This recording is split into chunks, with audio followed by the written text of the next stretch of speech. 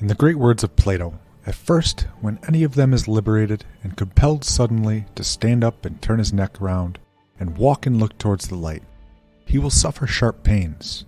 The glare will distress him, and he will be unable to see the realities of which, in his former state, he had seen the shadows. And then conceive someone saying to him that what he saw before was an illusion. Think of it like someone telling you that what you're starting to notice around you, the everyday beauty, the laughter of friends, the little things that make you smile, is what life's really all about. It's better than the boring routine stuff you used to think was your whole world. It's like you've been watching black and white TV all your life, and suddenly someone flips the switch and everything's in brilliant color. Life becomes about savoring each moment, like enjoying a good cup of coffee or the feeling of the sun. It's about finding joy in the here and now, the simple stuff that's always been there, waiting for you to notice. Before we dive further, please comment, like, and subscribe. Hit that notification bell to stay updated on new videos. In the rich tapestry of philosophical thought, Plato's Allegory of the Cave stands as a timeless beacon, illuminating the enduring struggle between darkness of ignorance and the light of knowledge. Picture humanity in an ancient, shadowy cavern, not as lords of their realm, but as subdued captives. They are akin to sheep, innocently meandering towards an end they cannot comprehend, enveloped in a darkness that has lulled their senses into a deep slumber. The very idea of light is alien to them, as the distant stars are to the depths of the ocean. These prisoners are mere silhouettes, potential echoes of a fuller existence that could awaken should the chains of their ignorance be cast aside. The cave's walls in their world, where shadows cast by unseen forces play out a reality that is the only one they know. These shadows, mere distortions of the true objects, are accepted as the full scope of their world. Like sheep in pasture, the prisoners graze upon the sparse ideas presented to them, fattening on a diet of illusions, their perceptions clouded by the dust of deception. They are quietly directed by those who wish to keep the light of truth just out of reach, for a group kept in the dark is far easier to control than one that is illuminated by the light of understanding. This cave is a metaphor for a world where many drift through life in a dreamlike state, where the vibrant flame of critical thinking and the comforting warmth of true knowledge seem like mere fantasies. The prisoners are bound by the iron of habit, the solace of the familiar, and the fear of what lies beyond the cave's entrance. A fear carefully cultivated by those who gain from the ignorance of the masses. Yet within this allegory lies a spark of hope for every prisoner, for every member of the flock. It speaks of an awakening, of the possibility of shaking off the chains of a slumber that have been mistaken for life. The path out of the cave, the struggle against the gravitational pull of ignorance, a journey that each captive must embark on to avoid the fate of the unwitting sheep. It is a solitary and often arduous journey, for the light of truth once encountered, it not only reveals the world in its resplendent entirety, but also the full extent of the cave's illusions. The allegory implores us to recognize the dormant state of those around us, to see how we too might be guided by mere shadows.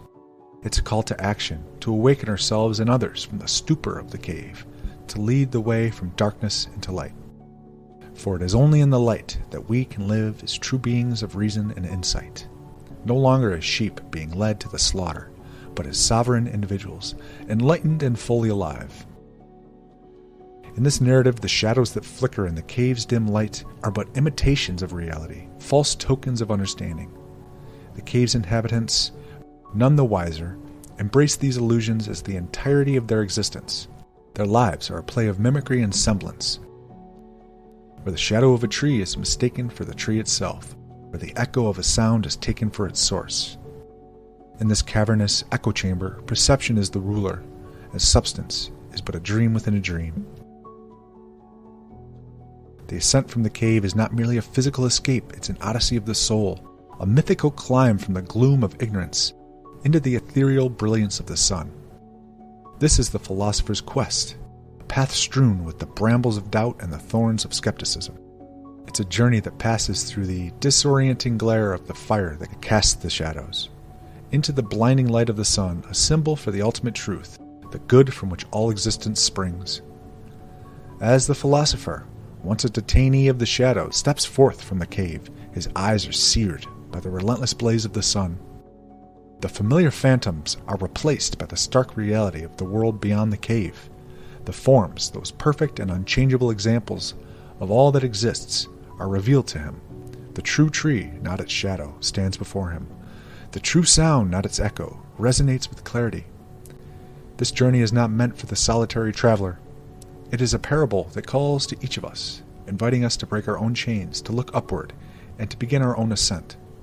For the cave is not just a physical space, it is the landscape of our limited understanding, the domain of our personal and collective delusions.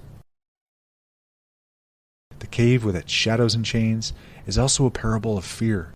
Fear of the unknown, the dread of the light of knowledge, the terror that comes with the liberation of truth. It is fear that suggests comfort and ignorance, that warns of the risks in the quest for enlightenment. But it is also fear that must be confronted if we are to grow, to evolve, to live not as shadows on a wall, but as beings of light and substance. Beyond the cave, the light of truth does not cast shadows, it dispels them.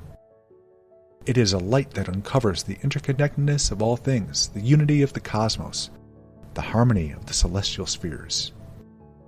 It is a light that shows us not only who we are, but who we might become. It is a light that calls us to live not in fear of the unknown, but in the joy of discovery, in the splendor of awakening, in the light of wisdom that is the inherent right of all those who dare to step out of the cave. Thus, the allegory of the cave remains a parable for all times and shines across the ages. It is a story that unfolds within each of us, a narrative that is reenacted every time we dare to question, to learn, to grow. This is a silent summons, a whisper from the soul, to abandon the twilight of unexamined beliefs and surrender to the dawn of transcendent understanding. It is a sacred quest, a journey towards the eternal verities of existence, the ineffable, the benevolent, and the sublime.